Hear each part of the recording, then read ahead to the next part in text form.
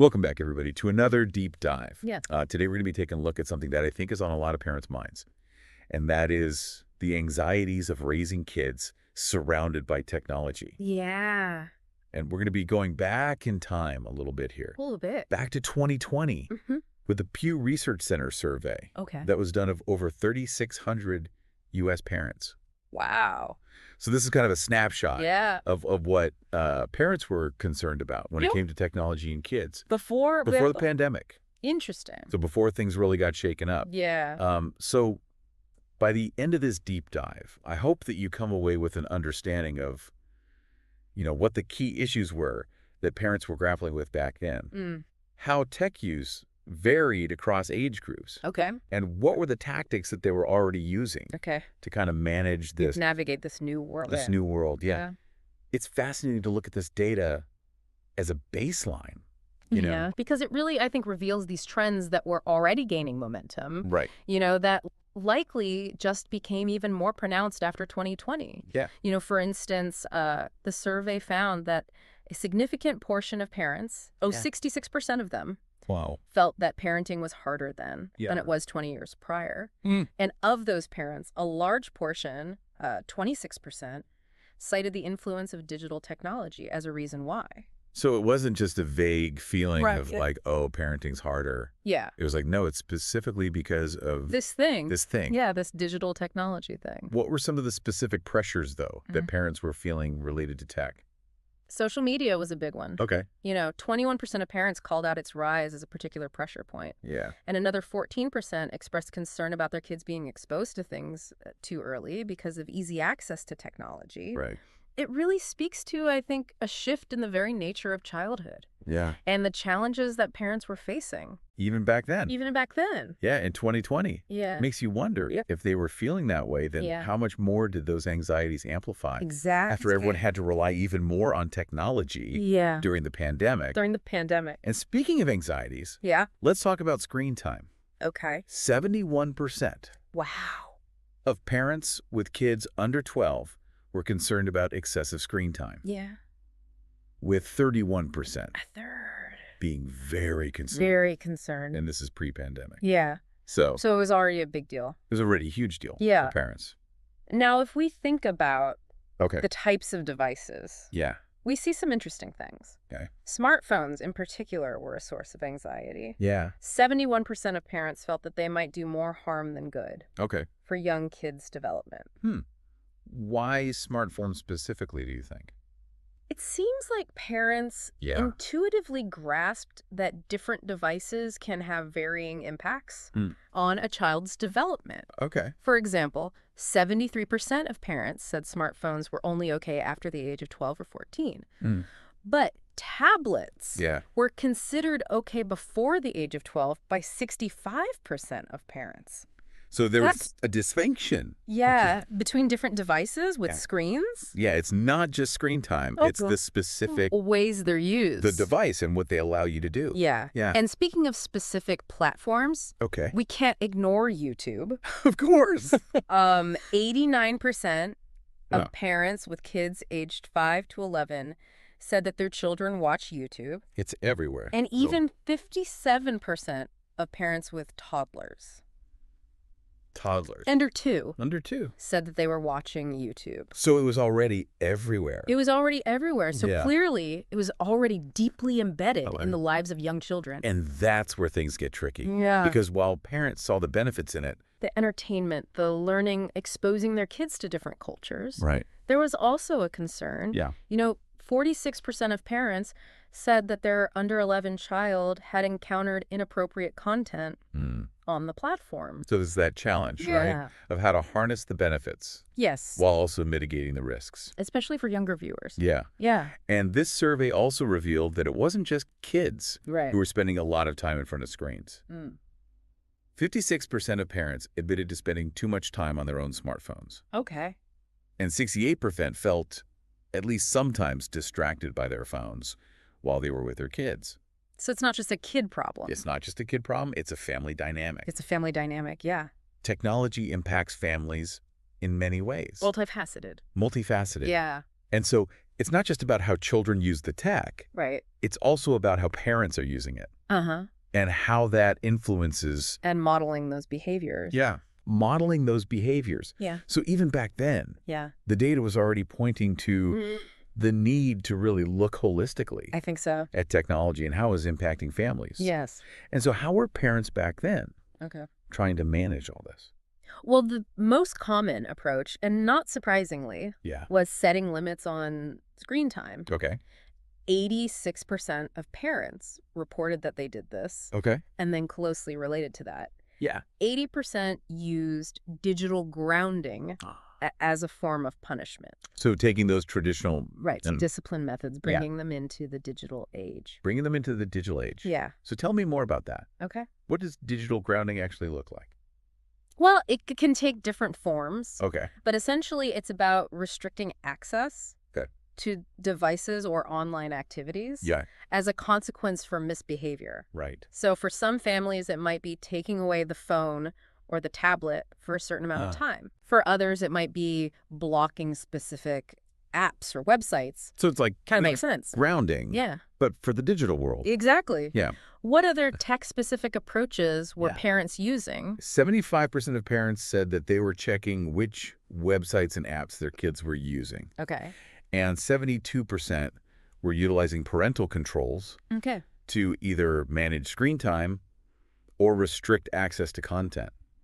So trying to be more proactive about it rather than reactive. But the survey also mentioned some less common tactics. Yes. Like what? 49% of parents said that they were looking at their kids' call records or text messages. And then even less frequent, but still there, was the use of GPS tracking, 33%. Okay. Or friending or following their kids on social media, 28%. It's interesting to see the range of approaches that parents were already using even back then. Yeah. It speaks to the complexity. I think of being a parent in this world, new world, and trying to figure out what works best. Absolutely. For your family. Yeah, and every family's different.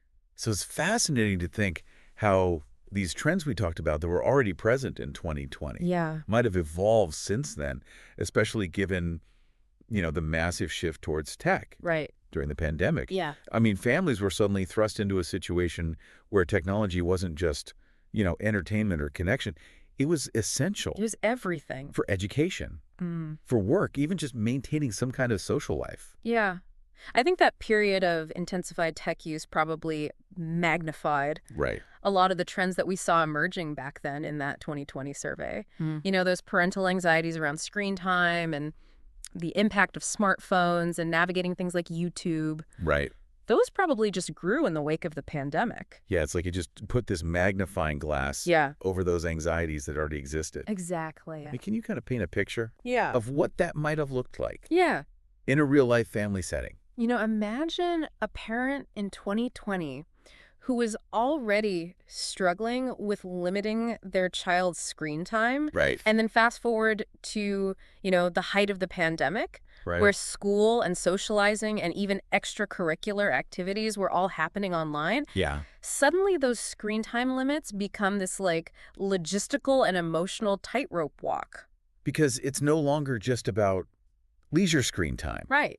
It's about essential. Education and connecting with people. It's essential. Yeah. So how do you sort of make that distinction as a parent who's already, concerned about the potential downsides? Yeah. Exactly. And this is where I think that data we were looking at about parental smartphone use becomes even more interesting, because we saw that 56% of parents back in 2020 were already feeling like they were spending too much time on their phones. Yeah. So now layer on top of that the stress and isolation of the pandemic. The demands of working from home, maybe while also trying to supervise remote learning. Right. It's easy to see how those habits could have been, reinforced even as they were grappling with their kids' screen time. So it's like this whole dynamic. Yes. Where everyone in the family is becoming more reliant on these screens. Yeah. But also struggling. With the boundaries. With the boundaries and the downsides of all that. Yeah. I mean, it just sounds like a recipe for conflict. I think it raises a lot of questions about how that dynamic has actually played out in families. Right. In the years since the pandemic, Yeah. have families found new ways to kind of balance this tech use with real-life connection? Yeah. Have those anxieties shifted or intensified? Right. And are those anxieties still focused on the right things? Are we Yeah. worried about the right things? Exactly. These are all questions that, researchers are still trying to figure out. Yeah. And there's no one-size-fits-all answer. Every family's experience is going to be different. Of course. Shaped by their circumstances, their values, the ages of their kids, Scope of personnel. personalities of their kids. Yeah. But I think what's so interesting is that 2020 data Right. gives us this starting point Yeah. for these conversations. I think so. Like, it allows us to kind of reflect on these trends. on these trends that were already happening. Are already in motion. And think about, okay, well, how might they have played out Yeah. What have we learned since then? individually and as a society Yeah. about this period of intense tech use? Right. And I think it's this reminder that these conversations need to be ongoing, Always evolving. always evolving, Yeah. as technology changes. As our understanding changes. Yeah, and as our understanding changes. Yeah. And, while we've been focusing on a lot of the potential downsides, Yeah. it's important to acknowledge that technology is not inherently bad. It's a tool. It's a tool. Like any tool. And like any tool, it can be used for good or bad. For good or bad. And I think this is where that YouTube data Yeah. becomes really interesting because, there were these concerns about the content, Right. but parents also, saw a lot of value in it. Of course. The entertainment, The learning. the learning, Right. the exposure to different cultures. Yeah. And so I think it's easy to get caught up in the negativity Yeah. around screen time, Right. but there are There are good things. good things Yeah. about kids engaging with technology. Absolutely. Think about all the educational channels on YouTube, Yeah. the DIY videos, the music tutorials, Right. the coding lessons. It's a whole world. It's a whole world of learning and exploration Yeah. that's available to them. And I think this is where the conversation really needs to move beyond just limiting screen time Right. to thinking about how tech can be used constructively Right. It's not just no screens. Yeah. It's about saying yes to the right kinds. to the right kind of screen time Yes. and helping kids develop those skills. Digital literacy. Digital literacy. Yeah. To really navigate the digital world safely and thoughtfully. Exactly. And recognizing that this is a conversation that's ongoing. Yeah. It needs to evolve as technology evolves and as our kids grow and mature. Yeah, it's not about finding this perfect solution. Yeah. It's about having that dialogue Yeah. and being willing to adapt. As needed. So let's say a parent's listening to this. Okay. And they're feeling overwhelmed Yeah. by all this information. He's a lot. Yeah, and they're thinking, okay, this is all well and good, but where do I even start? Yeah. What concrete steps can I take Right. to navigate this? What advice would you give them? First of all, I'd say you're not alone in this. These anxieties. These are shared anxieties. These anxieties and challenges are shared by countless parents. And I think there's something really powerful in that. Yeah. In just knowing You're not alone. you're not alone. In this, Yeah. it's easy to feel isolated It is. in this, digital age. Absolutely. Like you're the only one who's struggling to figure this out. Yeah, and beyond that, I think starting with open communication, All right. talking to your kids about their tech use, Yeah. what they enjoy, Yeah. what they're curious about, Yeah. what concerns they might have. So making tech a topic Of conversation. of conversation. Yeah. Rather than, something What source of conflict? that you're fighting about. Yeah. Right. And it's also about modeling healthy tech habits yourself. Yeah. Kids pick up on our behaviors and our attitudes towards technology. They see everything. They do. So if we're constantly on our phones while we're with them, Yeah. what message does that send? That screens are more important than the people around you. So it's not just about what we say. Right. It's also about What we do. your actions. Yeah. Speak volumes. Yeah. So making that conscious effort Yeah. to be present, To put our phones down put your phone down, during meals, Yeah. during family time. and engage in things that don't involve screens. Right. So it sounds like it's about finding that balance Balance. between the digital world and the real world. Yeah. And recognizing that that balance is going to change It's going to shift. over time It'll evolve. as kids grow. As technology changes. Yeah. Yeah. And as technology changes. Yeah. And it's about remembering that parenting in the digital age, Yeah. like parenting in any age, In any age. is a journey. It's messy. It's messy. It's a learning process. There's constant learning. And Adapting. You're always adapting. Figuring out what works best for your family. What works for you might not work for your neighbor. Right. Yeah. It's not about being perfect. No. It's about embracing, the messiness. The messiness. Yeah, constant learning. Constant learning that comes with raising kids in this world. Especially in a world that changes so quickly. It's constantly changing. Yeah. And recognizing that technology, for all its challenges, can also be a source of connection. Right. And creativity and learning for both parents and children. Absolutely. So we've talked a lot about, those anxieties that were present in 2020 and how the pandemic might have intensified them. Right. And some strategies. Some tactics. For finding balance. Yeah. But I'm kind of curious to zoom out a little bit. Okay. And think about how we can kind of move beyond this. Like us versus them. Us versus them mentality when it comes to tech and parenting. It's interesting how often the conversation is framed as a battle. Yeah. Parents versus screens. Right. Digital natives versus digital immigrants. Right. But what if instead of seeing it as a battle, we thought of it as an opportunity? Okay. An opportunity to learn and adapt and evolve alongside technology. Because it's not going anywhere. It's not going anywhere. It's already It's part of our lives. Intertwined. Yeah, woven into the fabric of our lives. And it's only going to continue to shape how we do everything. Absolutely. How we work, how we learn, how we socialize. How we raise our children. Yeah. So it's like, instead of resisting it, why not embrace the challenge of figuring out how to integrate it? Right. In a way that makes our lives better. Absolutely. Not worse. And I think this is where those anxieties we were talking about, those anxieties around screen time and the impact of smartphones, those are really valuable because they highlight the need for research and a better understanding of how technology is impacting kids. Is affecting development. Both good and bad. Both the good and the bad. Right. We don't want to just focus on the negative. Right. We need to really understand the full picture. The whole picture. Yeah. And I think it feels like we're still so early in understanding the long-term implications. What this all means. Yeah. For kids who are growing up in this world. A digital world. Yeah. There's so much we just don't know. Exactly. And so I think that's why it's so important to be curious about it. Okay. To be willing to learn. To recognize that there might not be easy answers. It's not going to be black and white. It's not black and white. No. It's complicated. Yeah.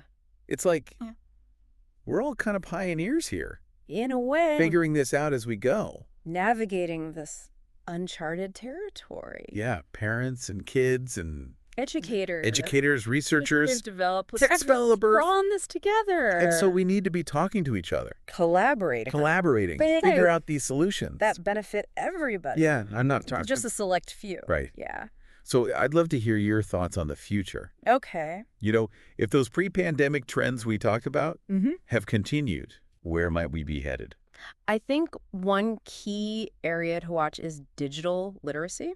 Okay. As technology gets more sophisticated, it's really important for kids to develop those critical thinking skills. Yeah. To be able to navigate. To analyze information. Yes, to analyze information, to, spot misinformation. Right. To protect their privacy. But these are essential skills. Essential skills. For everyone. Not just for kids. Not just kids. For all of us. It's like we put so much emphasis on traditional literacy. Right. Right? Reading and writing. Yes. But digital literacy is just as important. Absolutely. If not more so. I think so too. Now in today's world. Yeah. And along with digital literacy. Yes. I think there's this need to develop. Emotional intelligence. And resilience. In the digital age. When it comes to all this stuff. Yeah. Because kids are going to encounter challenges online. They are. Right? Cyberbullying, misinformation. The pressure to present. perfect. Its perfect image. On social media. Yeah. Yeah. And these are all things that, previous generations. Didn't have to deal with. No. So how do we equip them with the skills? To cope.